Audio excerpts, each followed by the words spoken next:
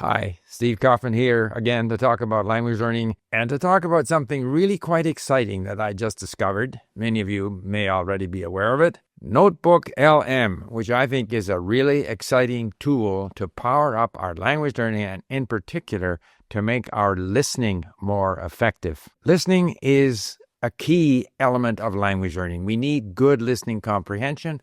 Listening has resonance in a way that reading doesn't. Listening gets us going towards speaking, and it's always been that way throughout history. A lot of the great works of literature in the world, going back to the legend of Gilgamesh in ancient Sumeria, which was an oral story told in two languages, Sumerian and Akkadian, however that's pronounced. The Iliad and the Odyssey from Homer was oral in its tradition. The famous Romance of the Three Kingdoms in Chinese, the Ramayana cycle in Sanskrit and other Indian languages, and Thai and Southeast Asian languages. The Bible, the Gospel according to St. Mark, St. Luke, John, were originally spoken either in Aramaic or Greek, eventually in Latin, and later on in the vernacular languages of Europe, long before they were written down. And there are many other examples from Iceland, from the American continent, the African continent, and so forth. And of course, people love to sit around and listen to these professional storytellers who knew how to spin a yarn,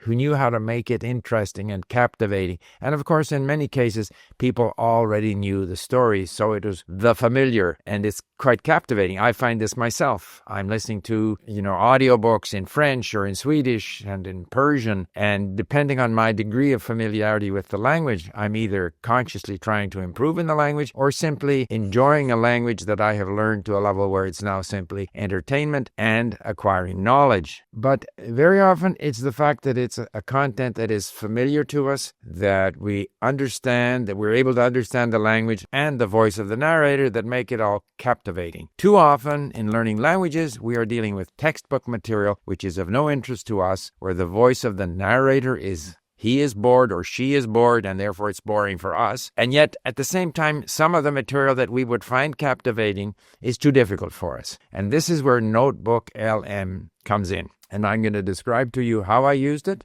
And I very much want to hear back from you if you have been using it or if you want to explore it. There are all kinds of videos on YouTube about how to use NotebookLM. And of course, NotebookLM was not designed primarily for language learning.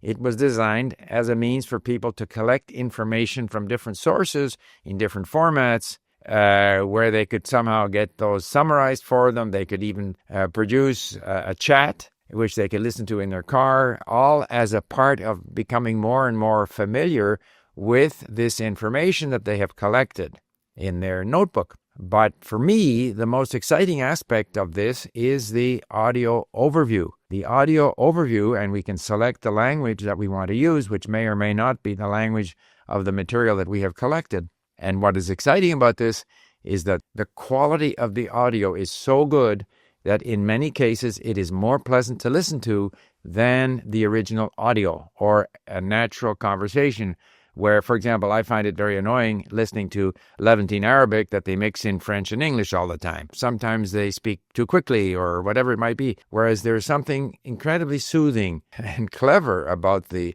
quality of the narration of these chats generated through AI in NotebookLM.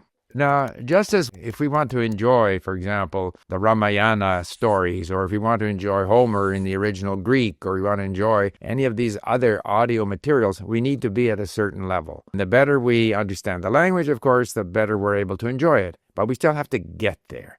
And to get there, we need to use certain tools. For most of history, people couldn't read, but we can read. So we can, even if we don't understand what we're listening to, we can then read it. We can read it online. We can look up words. We can review those words. We can repeat the audio. There's so many ways that we now have of expanding our ability so that we can increasingly enjoy what we're listening to, because in language learning, the process is the reward. So we will eventually be able to understand more and more, but even on our way to getting there, we can enjoy ourselves. And that's where I suggest you look into the NotebookLM. So some of the things that I did, for example, I took a variety of sources of Persian content either relating to history or literature or the news, and I asked NotebookLM to sort of collect it and do a synopsis and create a chat. The resulting chat in Persian is so pleasant to listen to. بله ترجمه خوبی هم داره، مثل آلیس در سرزمین عجایب، ولی انگار همیشه یه میلی به نوشتنم داشته.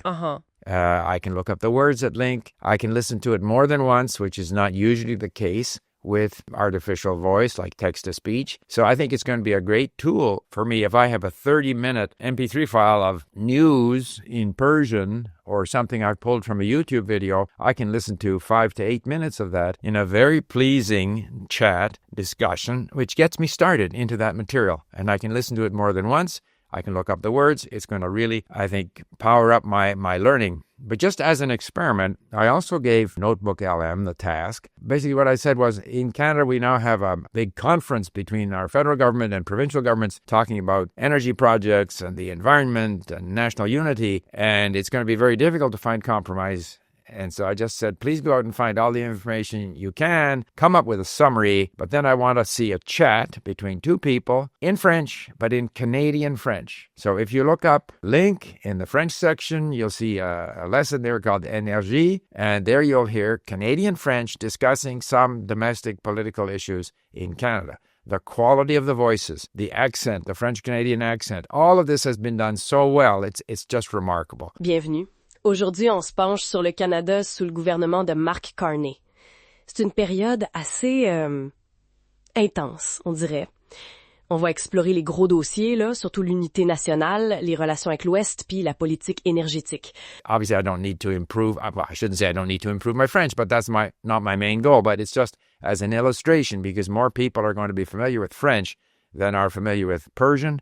And you'll see that the quality of the audio is simply remarkable. So what we have now is an ability to define what we want to listen to, define the level of difficulty, define the accent, bring in a variety of types of information, and there's far more there that I haven't yet explored. One caution, I discovered that you're only allowed 3 audio overviews per day. So if by 2 o'clock in the afternoon I have used my 3 audio overviews, I cannot generate a new audio overview until after 2 p.m. the next day. Now, some of you may want to explore this. I think that is enough for me insofar as my needs are concerned.